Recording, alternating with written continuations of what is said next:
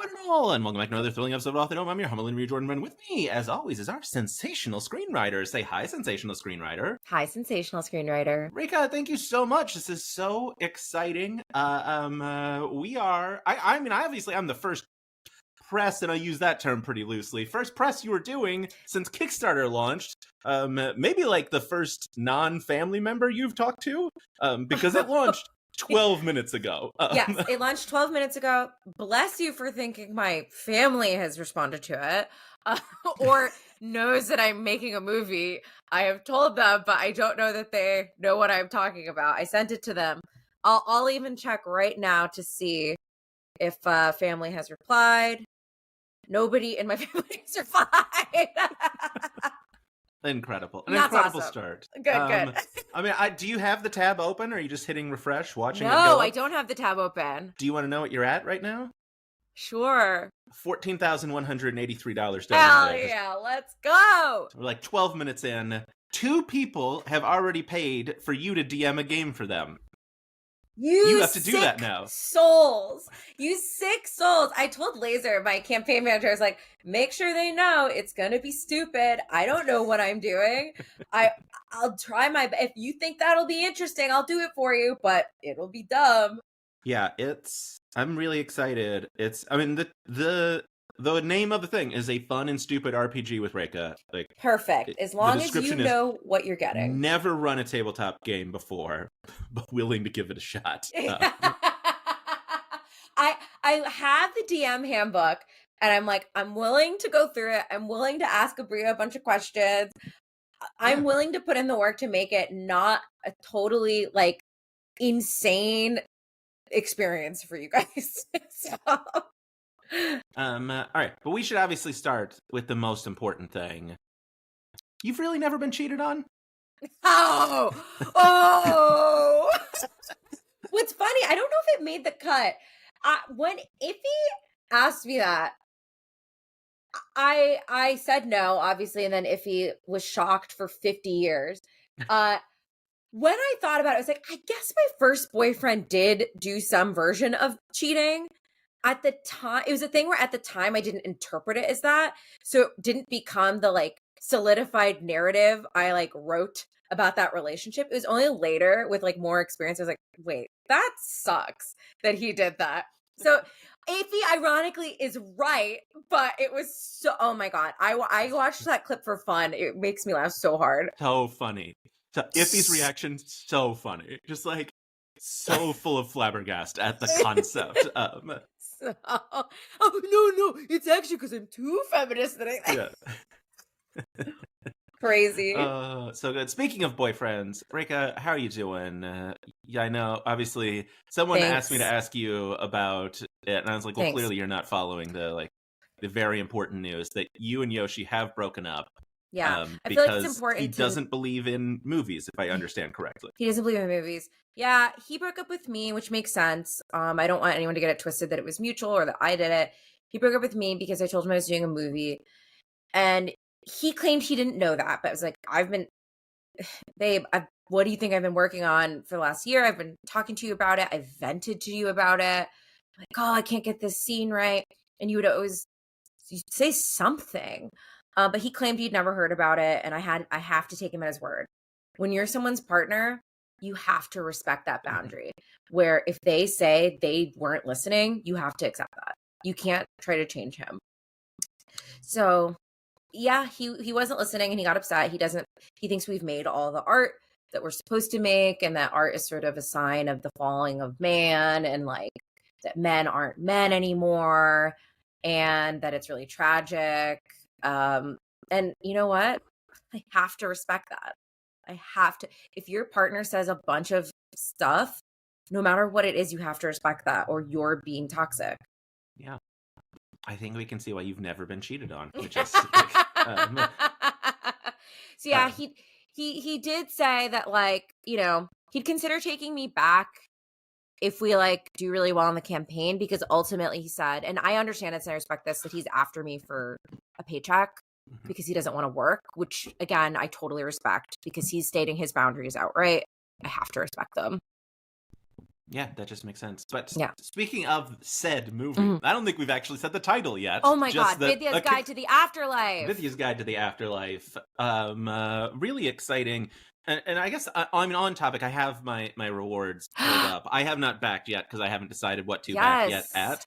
But the one that is easily the most exciting and the most tempting is Thick Dinos plus the movie, which is you get 4 hot dinosaur stickers. Yeah. And they are like, I'm assuming these are the stickers that are coming to you. They are very thick and very hot dinosaurs. They are very hot. Those are the stickers you will get. They're very, very hot, and they have no IP attached to them, so nobody can get mad about that.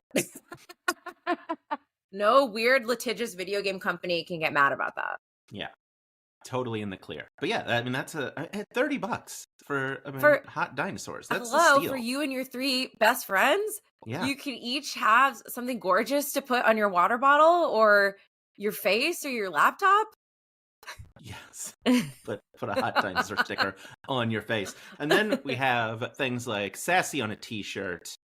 Another iconic reward that just like such a photogenic's not the right word. Thank you. But like it's like a car crash you can't look away from photogenic, if that makes sense. Yeah. Thank you.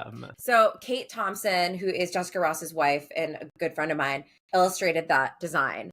And what I told her is I gave her pictures of what Sassy looks like when you pick her up, and her jaw drops and she just looks shocked when you pick her up.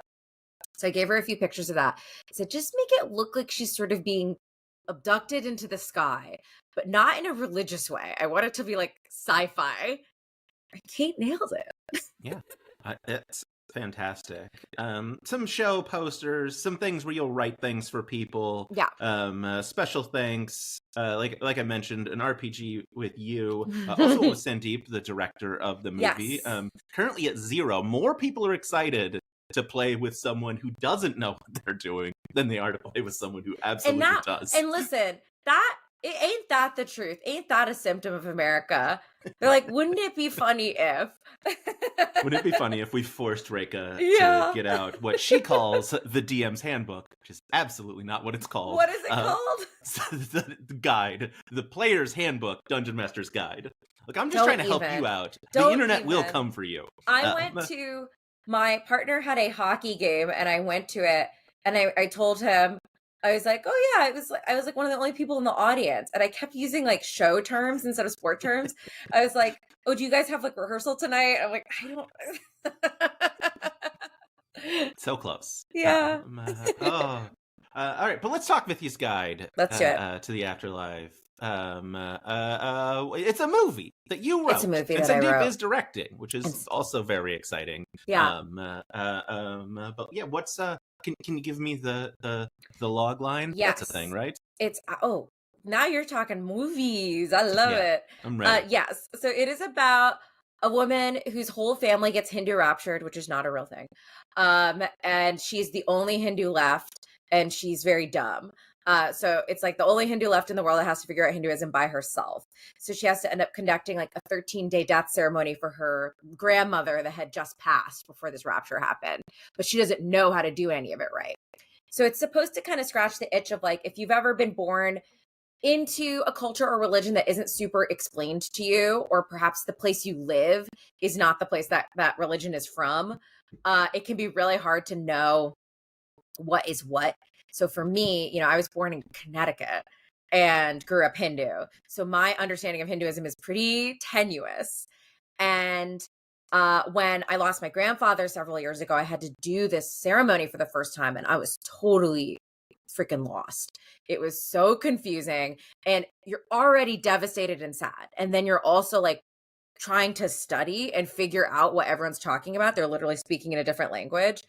And it wasn't comforting to me to go through some of those motions. And it was like a decision I had to make. It's like, well, do I be a good Hindu and do everything correctly where I'm not supposed to cry and all these other things? Or do I feel better because crying makes me feel better, So I promise it's a comedy movie because there is like a buddy aspect where she does find a Hindu priest that she teams up with, and it's like a dumb buddy comedy of them trying to figure stuff out. And there's a lot of stupid shit in this movie, but there's this undertone of like, how do you create your own traditions and what makes you a good blank, good Indian person, good daughter, whatever. Yeah. But I promise it's funny. Yeah, of course it'll be funny. We know it'll be funny. That's the given. Yes. It's also heavily inspired by a really bad Hindu priest, if I've been following the newsletters correctly. Jordan, oh my God. Yes. So the priest during my grandfather's ceremony, he sucks. It's so annoying. So part of what is challenging about being in a Hindu family in America is that your access to Hindu things is very limited. So I imagine especially in Connecticut. The closest temple in Connecticut, I don't even remember where we would drive to because I was so little. It was an hour and a half away. Imagine if your church or your synagogue was an hour and a half away. And very often in temple, you're not necessarily going for like a sermon or something. You're going to do like prayers to the gods and then you leave. It takes like 10 minutes, but you're driving an hour and a half or 2 hours. It was so painful as a kid. And when I moved to Philadelphia, the closest was Delaware or New Jersey. So you still had to leave the state. Or you could find random priests that had one in their house that they made. Imagine going to a pastor's house. You're not supposed to do that. Spotlight would be all over it. So that was like a tricky thing. So it's like, okay, who are the Hindu priests even in this area? Who are the Hindu priests that speak my family's language? Tamil. Who are the Hindu priests that know how to perform these death rites? And there was like one, and he has a monopoly on the whole East Coast. Truly would be flying from Florida to Pennsylvania, all around. To give some perspective, someone in my family got married in the Midwest. That priest was the same priest they used on Love is Blind Chicago for the 2 Indian people in season 1. These are so few people. It's just like you get these monopolies on areas of the country. So this man monopolized the East Coast for Tamil Hindu rites. And so he's allowed to be as shitty as he wants to be because he's the only person that can do these things. And he's so, man, he would just be like constantly adding stuff to the list of things we needed to buy. It's an overwhelming time. Everyone's already sad.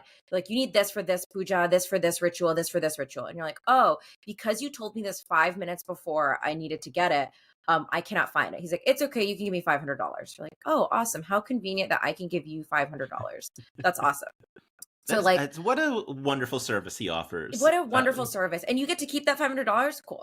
It doesn't like go to the temple. Awesome. Because he's like someone that travels, right? There's temples that have their priests that stay in-house. And then these are people that perform rites. I'm not saying all Hindu priests are like this. I'm saying mine is. He is a crook. And what was ironic, I'm like, my grandfather would be like, this guy is a criminal. Do not talk to him. He'd be like, oh, while you're in India, get these special vessels because you're supposed to do something to honor the person every year after they pass. Oh, for your 1-year ceremony, go get these special vessels. They're available at my brother's house. Oh, how cool. We buy these special vessels from your brother that we return to you after the ceremony. And you don't by chance give those vessels back to your brother to resell to someone else, do you? Just a guess. Just a lot of stuff like that. And he's left his phone on during the ceremony, so it would just go off. I'm like, you're telling me it's disrespectful that I'm crying at my grandfather's like death ceremony and you're leaving your freaking Nokia on? Back off, dude. He tried to arrange someone in my family's marriage at one of these ceremonies. I'm like, hey, not the freaking time.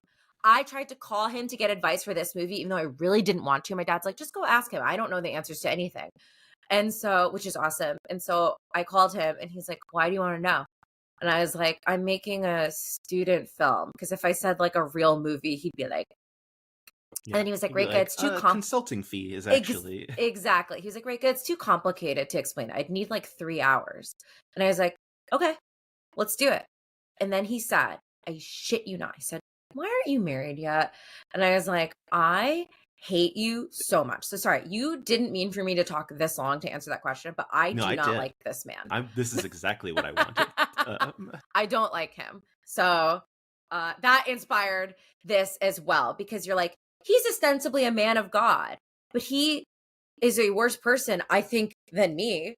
So and I don't know as much. So it's just like to get at that relativity of like, does that make him so good because he knows all these scriptures and Vedas? Like, no, I think he's bad. Yeah, I mean, look, I feel like I have to channel Brennan here and be like, capitalism is the bad guy, and this guy has very much embraced the capitalism of death ceremonies. Yes. Which feels like the worst kind of capitalism. Oh my God. It's like ostensibly like, okay, the funeral industry, right, is kind of just as insidious as the wedding industry in a lot of ways, where they're like upselling you on this thing where you're like, okay, I guess if you say so. And it's like, they're just making money off you. It's horrible. Yeah. Anyway. No, I think this is all very good. Thank you. Very good. It's this is very movie. Good to get out. Yes, it's a funny movie. Is it going to star my favorite actress from Hacks? Yes. Which is you, in case that's not clear. Yes, it's me. Wow, I can't believe that my 2-line role in season 1, episode 5 or whatever. It's very important, very formative. Someone in my Discord the other day was like, I was just watching Hacks and I saw Rekha. And then they listed other people who were in Hacks that I didn't remember. That's very funny. Also were in Hacks. And I was like, no, I knew Rekha's part. I don't remember the other one. But yeah, that's exciting. Yes. And I know, obviously, I've seen assumptions made about you. I'm assuming this is not going to be a rom-com based on how angry rom-coms make you. No.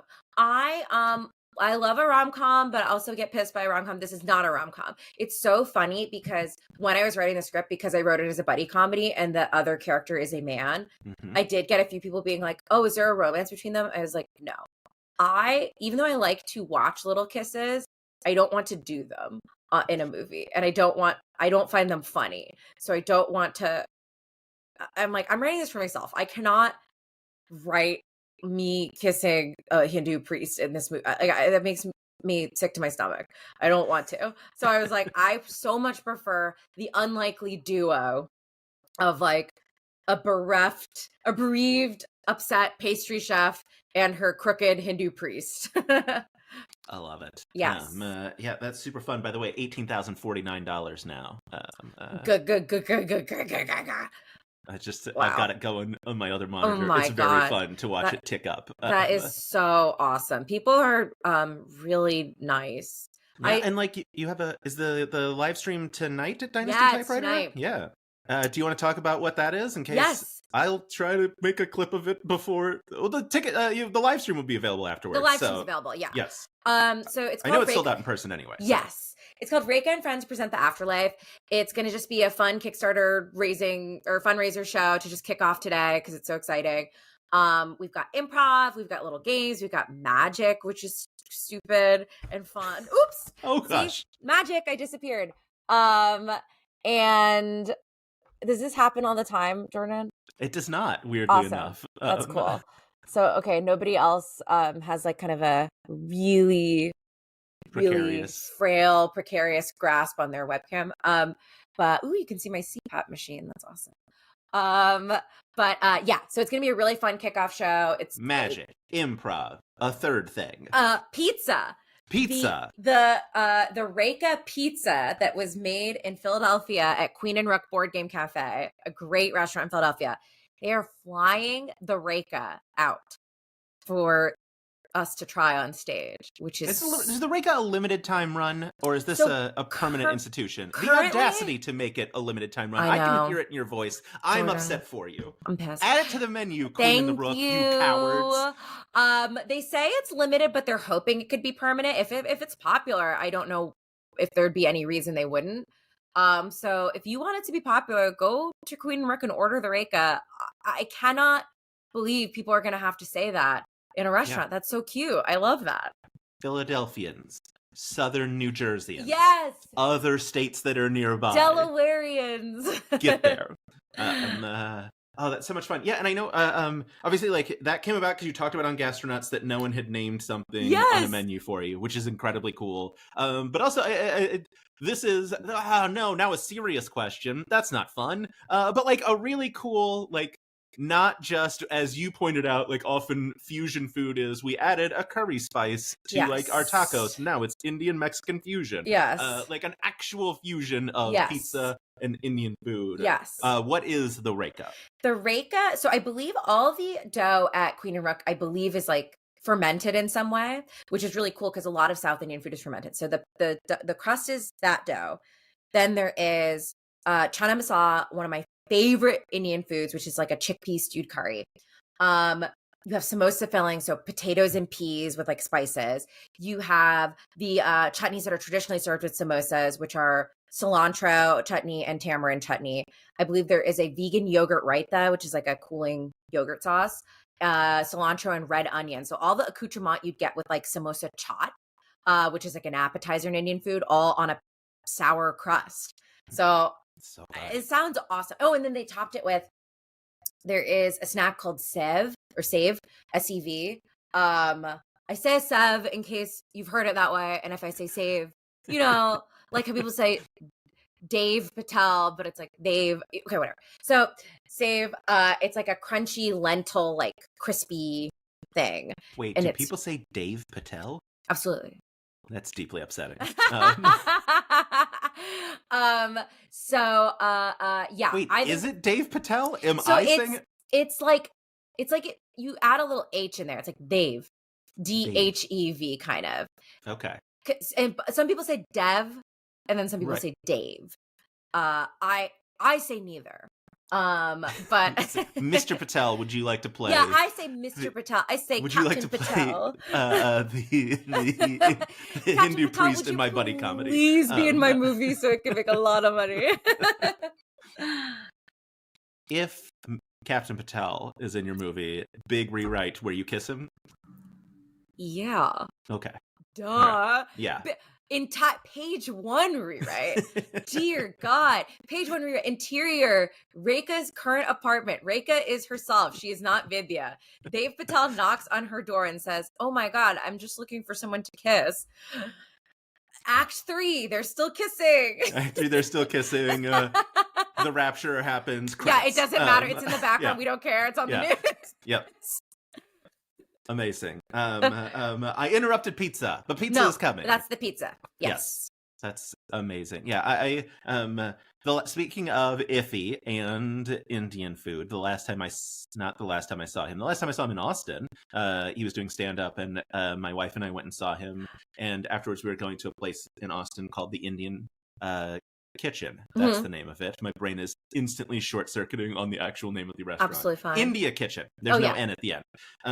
And Iffy is friends with one of the Top Chef contestants, and they were talking about like where they were gonna go afterwards. She was also there, and I was like, "Oh, we're going to India Kitchen," and I had this moment of panic because I was like, if she says this place is bad, it's going to hurt my feelings so much because I like it so much, and like I'm gonna feel so judged. And she's like, "Oh, that place is great," and I was like, "Hell yeah, huge win for me." Oh my God, I didn't know if he was maybe did I know that?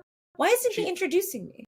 She's in Austin, so that is probably why he has not introduced you. Okay. But they play Magic the Gathering together. Oh, Ashley. Yeah. Yep. I know who it is.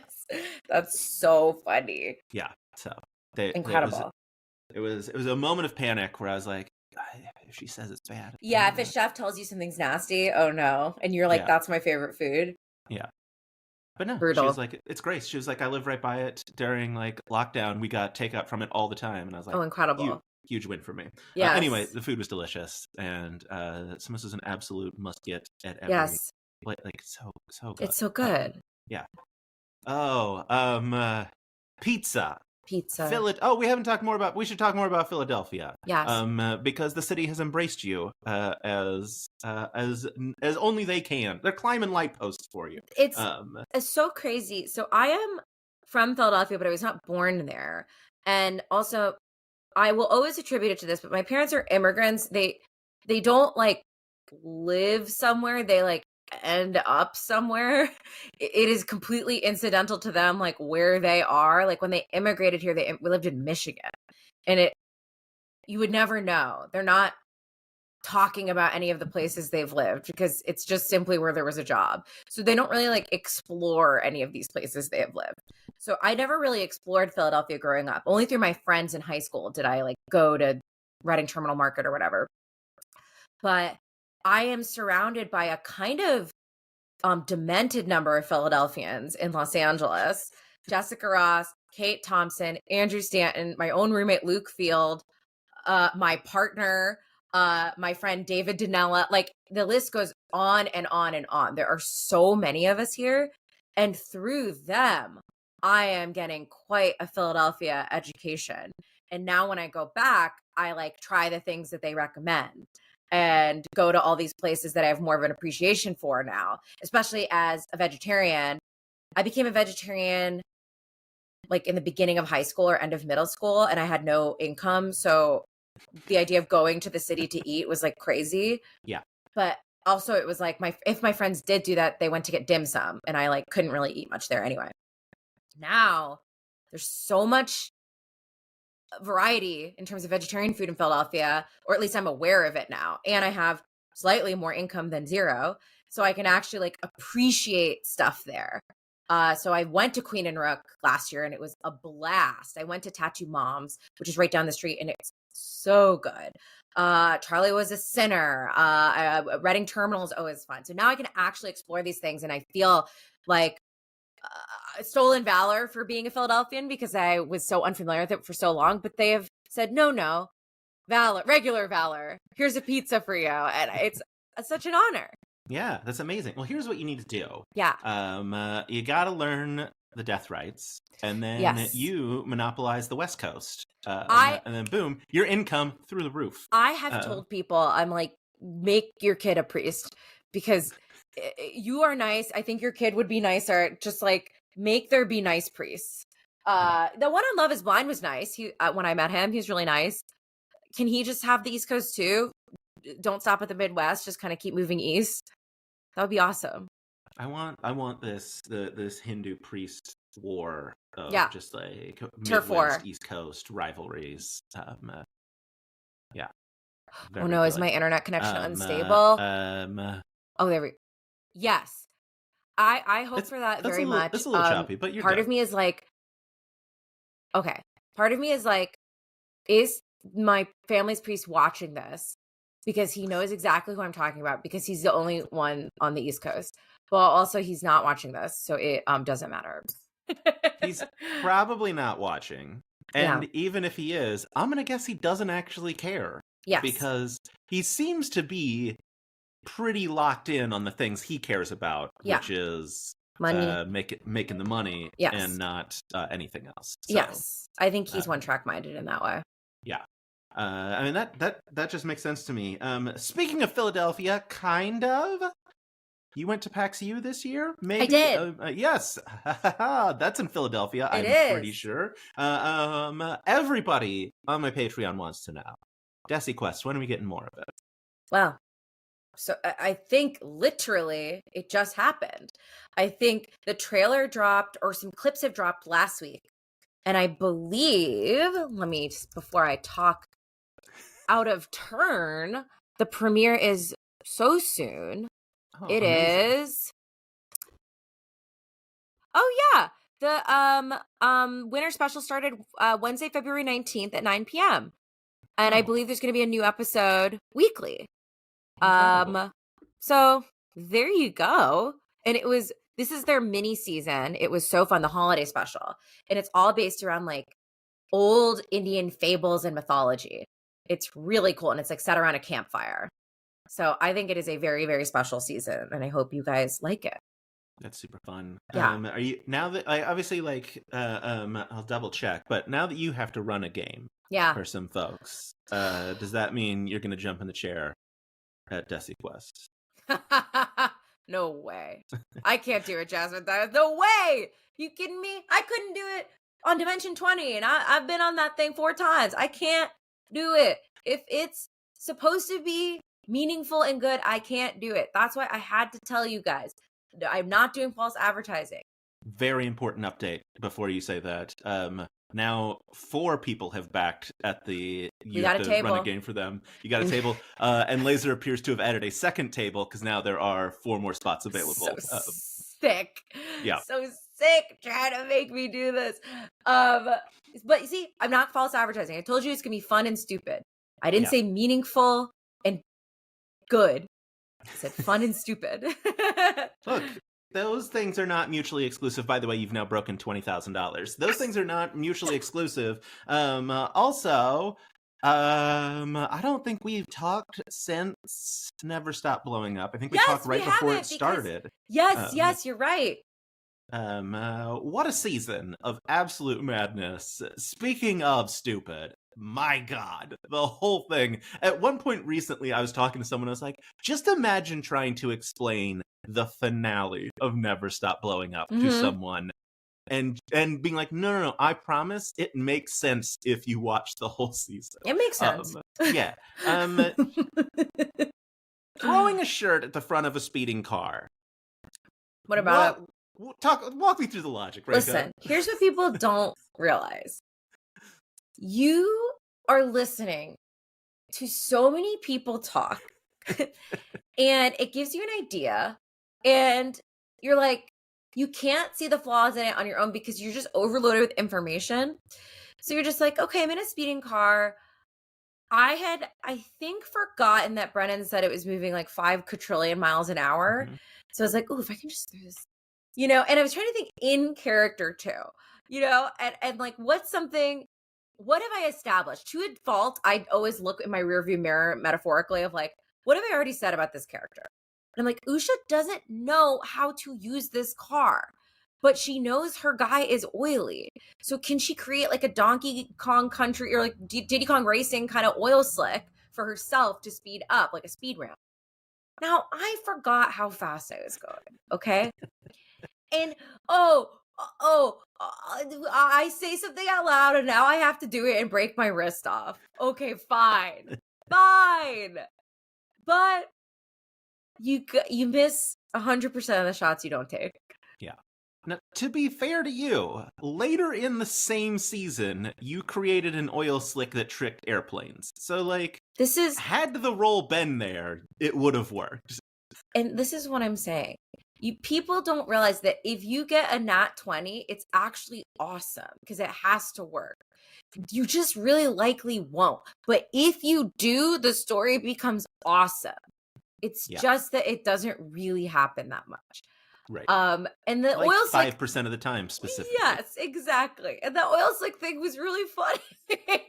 And you don't get that without doing the stupid move earlier. No, yeah. Well, both moments were very funny. Breaking the wrist was very funny. Just like as Brendan's like, no, we're doing this. You said it, we're doing it. And then yes, the flummoxed of Brennan as he has to narrate how the planes are tricked to crash into the ground was equally as funny. Yeah, into beans. Yes. He said oil drum. And for the record, guys, I know oil drums aren't necessarily filled with oil. I know oil drums aren't filled with wet beans or whatever the hell. We're in a stupid movie. Izzy shot bullets out of her back. Let me make an airplane slip. Isn't that great storytelling? That Usha couldn't do it before, but now she can. I love to do that. Yeah, that's great storytelling.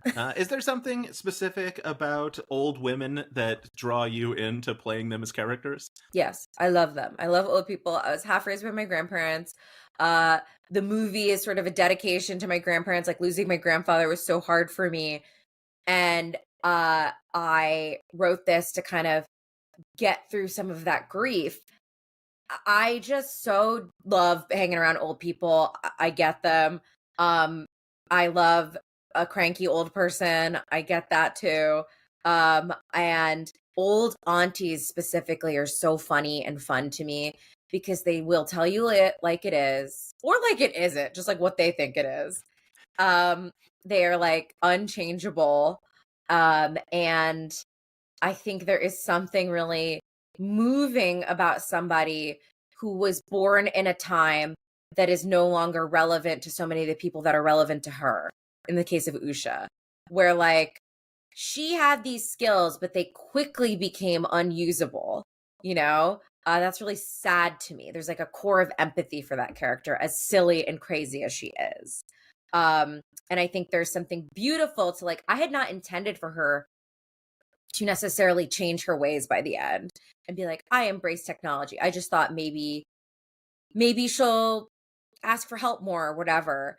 But Brennan gave that monologue about how like a failure to change is a failure, and it's like what is being stubborn and what is being helpful to yourself. So I made Usha kind of like, she knows how to turn on a computer by the end. She is a little more savvy than she was before, to just give her a little bit of an arc. Because that's cool. The idea that she could take a class in her old age. You can do that. I think that's nice. So yeah, I like to play a baddie lunatic with an empathy core.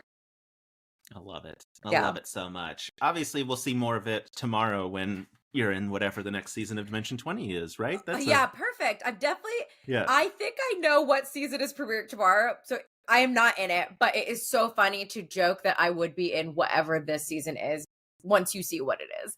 Great. I love it. Speaking of things on Dropout, oh man, we're on great transitions here. Smarty Pants Season 2 is coming. First, obviously, big question. Where is your chair on the set?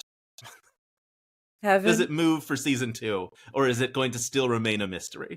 It's in heaven. It's in hell. It's under the studio. It's above the studio. It's inside of Paul Robolino's mind.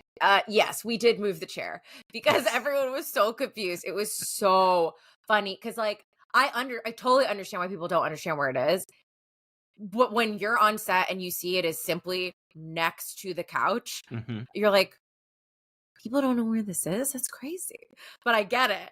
So we moved it closer to the couch. Great. Love it. Obviously, Smarty Pants Season 1, absolute triumph. So much fun. Yay! Really excited. It looks like you're really leaning into the we are a secret society teaching people things. That seems very fun. Yes. But 2, last year it was Teo, Katie, and Paul were like the big 3 that people were talking about in every interview I did about Smarty Pants. Who are the big 3 this year that people like? And by the way, though everyone was correct. Those were the big 3 coming out of that season. Yes. I feel like Jeremy's was crazy. Jeremy Colhane. That tracks, yeah. Yeah. Demi's crazy. Having to remember. Who else was nutso? Did anyone reach the level of anger that Teo generated? That feels like a yes, and I'm excited for it. You don't have to say who. I'm like, I think that we do have a couple like that. I'll say this season feels less like hot takey, but what really pumped me up on set, and Matt Pawlik, our creative on it, was we feel like people used the format really well. Like we both, after one day of shooting, were like, I think this is what the show is. They used like the space really well. They used a lighting gag really well. And it was like, oh yeah, we can do this because we have 4 walls, we have an audience. There's like certain things only this show could do, as opposed to an I'm actually a VIP or whatever. And I think we found those this season, which that I am really excited about. So I think you will see more people not just like standing in front of a screen. You'll see a little more stuff. Yeah, that's super fun. Yeah. I mean, we do need to talk about Teo though, right? Like, I mean, I played Blood on the Clock Tower with him on Saturday, and there was a charcuterie board, and they very kindly made like a vegetarian one that was just like crackers and fruit and cheese, and one that was like the meats. So I like pointed it as like, here's yours, because it was all just like meat. And yeah, that's what he was eating. Yeah. Sicko. I mean, he wants a sandwich. He wants a sandwich. The most bonkers thing I've ever seen. I got to talk to Anna about it somewhat recently, which was delightful. Yeah. She's not over it yet either. I'm glad that meat eaters feel this way too. Because like to me, I'm just like, that sounds like a way to fart and never shit or something. I don't know. Like, this sounds nasty, but meat eaters also have found this to be disgusting. Yeah. Well, there were so many things in it that were so, besides just like but like, it was, I want cheddar cheese, any kind of cracker, and a bunch of meat and a pickle. And it's like, Ugh. what board have you built? I It's know, a you made a nightmare. sandwich, you crazy Yes. lunatic. And then when I was like, what would you do for vegetarian? He's like, a couple Impossible Burgers. I'm like, you want 2 loose Impossible Burgers, a thing that is this big on your charcuterie board for me? Nightmare. Yeah. Nightmare person. Nightmare. Just things that charcuterie boards shouldn't be. Oh, well, it was hot at one point, and now it has cooled to room temperature. Yeah. Please enjoy this vegetarian burger. I didn't even think about the fact that it would be a room temp Impossible Burger. Teo is a sick man. He's so freaky. People don't know it. People don't know Teo and Raph are freaks because they're quiet, but they're really big freaks. Yeah. I mean, I've seen Raph do stand up. That He's tracks for me. Freak, yeah. I watched him take a screenshot of his phone while he was trying to open it to do something else, which was very funny. Of course he did. Oh my goodness. Speaking of other things, I'm done with transitions. Robots having sex. Nobody asked. What a show. Okay. Yes. I loved it so much. Absolute delight. What was it like on set the day that you spent 8 hours trying to get Roombas to fuck? It was so fun because we really didn't know what would happen. I think that was one of the experiences where, to me, I felt like it was so nice having our expert on set it felt like a nice marriage between stupid and science, where he's like, oh, this isn't working because it's tipping the balance. So you're less likely to da. So we should try this. And we were really implementing those changes in real time to try to make this happen. And for me as a comedian, while Eric was doing that, it was just really fun. Nobody asked me to do this. Nobody asked.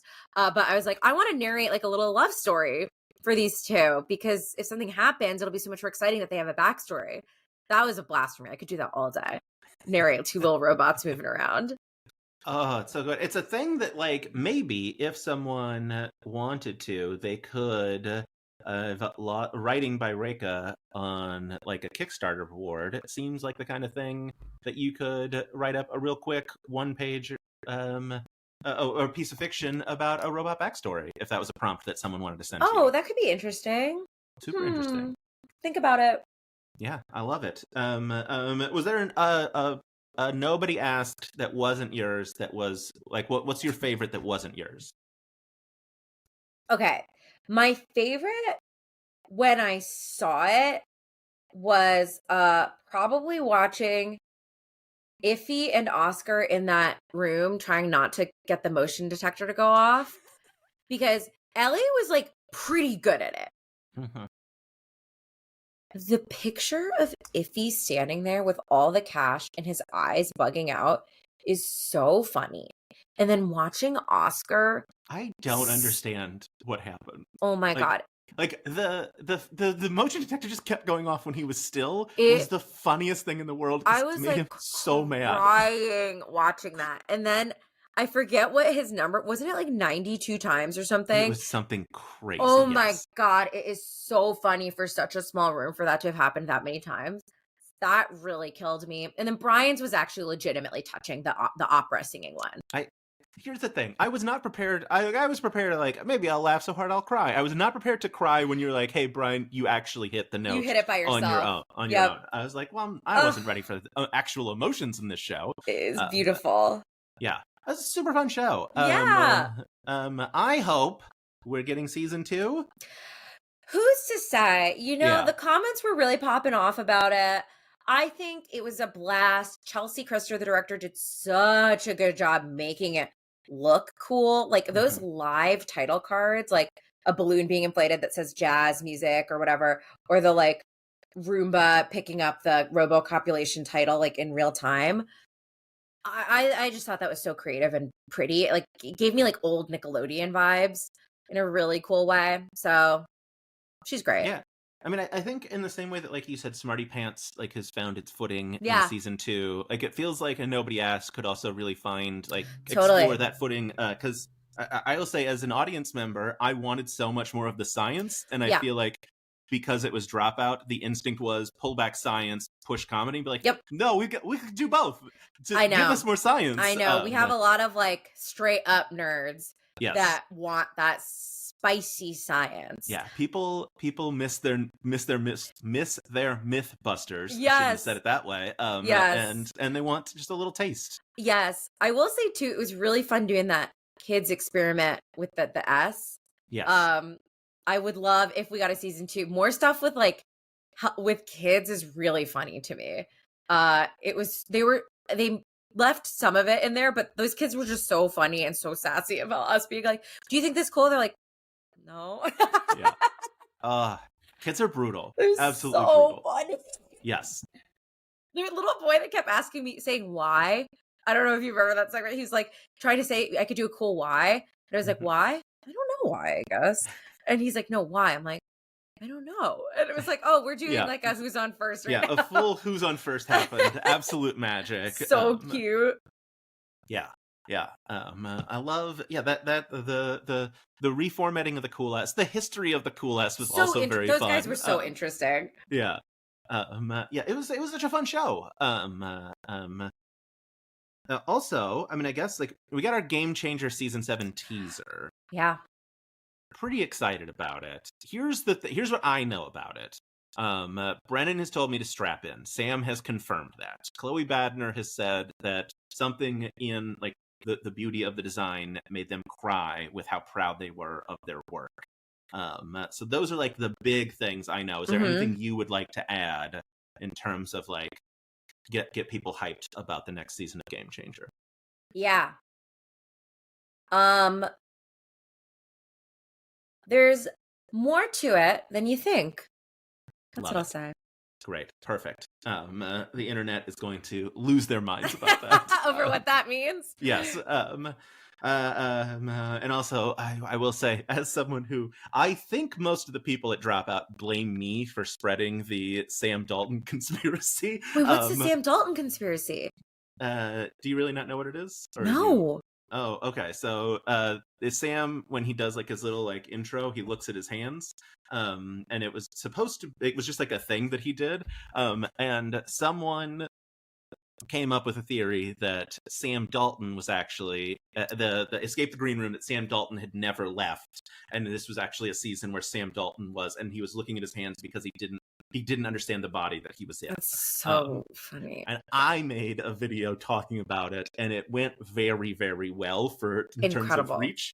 And I have heard from a few people at Dropout who are like, I saw it because of you. And I was like, okay, well, I'm sorry. Hey, listen, as a culprit of spreading stuff that annoys Sam, it's actually okay to do. Yeah. The amount of people that come up to me and ask me where I'm from, and then someone who doesn't know what they're talking about that's a friend of mine is like, are you okay? Are they hate criming you? I'm like, no. This is a reference. Oh, yeah. That could be I know. A hate crime. Someone was like, hey, are you okay? People keep writing, where are you from on your posts? Like, I'm like, no. I don't think they're being weird. I think they're commenting on this other thing. This thing that I have tortured Sam to the end of time with. How proud of yourself are you for that? Listen, sometimes I'm never going to be a superstar, Jordan. If I could have any lasting impact on Dropout, it's a huge win for me. I love that. Yeah, you've ruined Sam's life forever. I think that's awesome. Yeah, it's amazing. That's so awesome. Sometimes you need the public to tell you what you've done, because to me, we were just doing a bit on that episode, but then the public really took it and ran with it, and I think that's beautiful. Yeah, it has turned into a whole thing. Yes. I mean, I don't know if you recall when the Dropout Discord existed still, there was an Ask Sam channel, and if you put "Where's Sam from," it auto got deleted because so many people tried to put it in. Is so funny. I did not know that. That is so... That's really funny. It's It's magic, is what it is. You created magic. Speaking of magic, there's magic at your show tonight, and I don't think you told any of the people that are going to be there along with you. We got sidetracked by pizza. Yes. Who's on this live stream with you tonight? We're gonna have Brendan Lee Mulligan, Izzy Rowland, Jordan Myrick, Kendall Landreth, Lily Dew, Felicia Day, Sandeep Parikh, Dhruv Uday Singh, and it is going to be so freaking stupid and fun. There's going to be improv games, a fun improv set, magic, like I said. We'll do live Kickstarter updates. We're going to have a pizza delivery.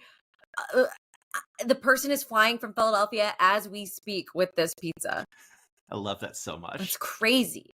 They're flying. They cooked it in Philadelphia. It will be room temperature when it gets to you, and had sat on a plane all day. I can't wait. Exactly, but it's vegan, so what could go bad? Nothing. Yeah. Speaking of Izzy, also wrote a movie about death. Yes. Did you guys get to like brainstorm together of like, hey? So Izzy told me, I will be humiliated if I am wrong about this, that I helped inspired her to write hers, because I told her I was writing a movie and that I was going to have to make it myself. Now, Izzy is a go-getter and did it all way faster than me. But yeah, I got to read a draft of hers and help with joke punch up once at her house. And then she sent me a cut of it that I got to give notes on. So yeah, it was nice to kind of collaborate on this stuff. We have like really different experiences. Like obviously hers is about her father. Also mine is much more kind of the inspiration from my grandfather is there, but it's very much about like the religion and being confused by it. But definitely there's some, collaboration there. And it's kind of just nice when your friends are also doing the same big, stupid dream at the same time, because Izzy's campaign did so well. I'm like, okay, I guess it's possible to fund a movie on Kickstarter. The last time I ran a Kickstarter by myself was in 2016 for a digital series I did. And I was like, I hope I can raise $12,000. And I raised 14 in 30 days. I am a much different writer and person now, but it's only, 9 years later. And I'm asking for so much more. So it feels pretty crazy. But to see, your friends and your peers do it, you're like, okay, it could be possible. Are you going to put Brennan in the movie? That way, like, you can get that Brennan bump. I think that really helps. Helps sell a movie. You throw a bone. I would love, let him have his bones. But I would love to cast everyone at Dropout. I just don't know, since we don't know when we're shooting. It was really hard to how do you ask someone, can I confirm you as cast? No idea when I'm shooting. Thanks. So I only confirmed 3 people as cast so far. So we have Sam Reich, Jordan Myrick, and Lily Dew, and Dhruv Uday Singh, but from the Dropout world. Yeah. And that to me is already great. All those people have agreed to do it. So basically once we lock our dates down, all those people are getting hit up. I would love to just work with only nice people and friends on this movie. I don't want any weird vibes on set. Yeah. So yeah, I will absolutely be trying to lock all those people down once we have a shoot date. That's amazing. Can you tell us who Sam is playing? I believe Sam will be playing one of the main character's neighbors who kind of comes over and butts in a lot. That's very Sam Reich coded. Yeah, so weird. I like that a lot. But I think he can nail it. Being annoying. Yeah. Oh man, that's so exciting. I have to imagine seeing Izzy's Kickstarter or her science fiction supernatural death comedy had to be both very inspiring and exciting of we can do this, but also a moment of oh no, did Izzy just take all the money from people who want this type of movie? You know what's funny? It didn't occur to me that both of us are sci-fi death movies until just the second. And I think that's because they really are super different. Yeah. Mine is they're both extra goofy, but in totally different ways. So I don't think that there's going to be a crossover if someone's why am I backing 2 similar movies? There really isn't much the same, except that they're both comedy sci-fis about death, which I think we could use more of. Absolutely. I think, so it didn't really even occur to me. That's my answer. Great. Well, hey, It's at $24,048. We're just a skosh short of halfway there. You're an hour and 10 minutes in, I think. Hubba, hubba, guys. Gotta feel good. Oh. And you got at least, like, I don't know, one of the levels coming from me as soon as I'm not talking to you. Because it feels like it would be rude if I was like, hold on, as I, like, try to decide which level I want to back at. I could probably do that in 3 minutes. Oh my God. Do you? Nobody has to do anything. But I will say, I want one of those shirts. Yeah. I only picked, like with Laser, I painstakingly was like, can we try these colors? Can we try these colors? Because it's like, I only want to provide a shirt I would wear. I hate when a piece of merch for a thing you like is ugly. Yeah. So hopefully you don't think my taste is ugly, because I like those shirts. They're great. Speaking of Laser, obviously incredible job with Izzy's Kickstarter. Incredible job with your Kickstarter. One of the things that I'm guessing Laser was the hand in this, and I'm hoping it is the same for your movie, that I really, really adore about Kickstarters is once you hit a certain level, like let's say you just like Wildest Dreams cleared, I don't know what we're gonna do. He had it so that it was the Kickstarter became about creating a community rather than like how much money we can raise. Yeah. And it became like hey, I don't care if you give $1, but if we can get the number of people up, that's going to be our next like goals. And it was so cool. And I'm hoping for the same thing for yours. One, that you crush all of your wildest dreams beyond imagination, but also building that community is cool as hell. So yes. I just wrote that down in case that's not Laser's goal. I literally just wrote down what you said on my JoCo schedule, because I'm going on the JoCo cruise this weekend, that I've written on the back of an envelope. And if I accidentally showed my address, Jordan, please take that out. Will do. All right. Rekha, absolutely amazing. $24,263 to close out the time that we have together. The Dynasty Typewriter tonight. JoCo Cruise, probably too late to get tickets this weekend. Yes. Where else could people see you this year? Mark? Check out RekhaMovie.com to get updates on this thing. Also, I perform live at UCB several times a week, so check that out. I have a show I do every month with Jordan Myrick and Lily Dew and Rachel Pegram called Gossip Night. I have another show called Art Begets Show, where we interview cool creatives. We're interviewing like an ASMR artist next month or in April, and we do improv off of it, so check that out. And then check out my Instagram. I usually post all the latest updates there of like when I'm going live, when I'm doing like a cook with me segment or whatever. So I'm all over, man. Yeah.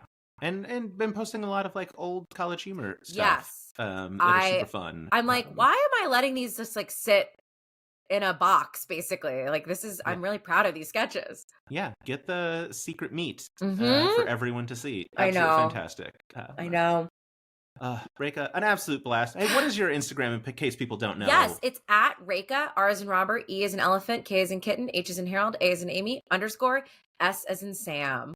That's me. Every phone call I ever do, I have my military alphabet for my name. Have I told you how I got people to spell your name correctly? Do you say haha like funny? Yeah, some people do that. You'll wreck people with your jokes. So that's funny. That's why the K is in front of the H. So that's how people can remember. I've heard some people say something like that. That's very helpful. It doesn't, I get if people misspell it. The only thing I worry about is if someone is like, if a millionaire, if one of our donors is like, I have $1 million. Is trying to hit that deity level at $9,999. Exactly. And they're like, REHKA, no Kickstarter. Guess I'll throw this money in the trash. That is always my worry, is that I'm not searchable because people don't know how to spell my name. That is my worry, because I want work. Yeah, that's fair. I didn't even get to ask you about Wait, Don't Tell Me. You were so fantastic on it. Jordan, that was so freaking fun. Holy crap. It was so fun. The other two panelists were so nice to me, even though I didn't know what was happening. Because you did great. Thank you. They brief you, but you can only be briefed so much before doing a rapid fire round of like fill in the blanks where you're like, huh? We're going too fast. But it was so fun. Yeah. I was listening to the episode and I was like, man, I've never called in. But had I called in, I would have picked yours, even though I was so confident it wasn't you on the Bluff the Listener game, just so that you would have gotten the points. You don't think that there's a real job about being a woman that hides in the background of someone's house and buys a shirt that blends in with the wallpaper, and then she can step in and judge your family arguments? I weirdly don't. Anyway, Rekha, absolutely amazing. Thank Go you, Jordan. celebrate $24,314. I think we made a little bit more since the last time I said it, which means like probably tonight during the live stream, people will get to see it break 50. That's going to be my prediction. Thank you. All right. Have a wonderful rest of your day. Thank you, Jordan. I don't know how to Appreciate interview. I'm just going to hit stop recording. Love it.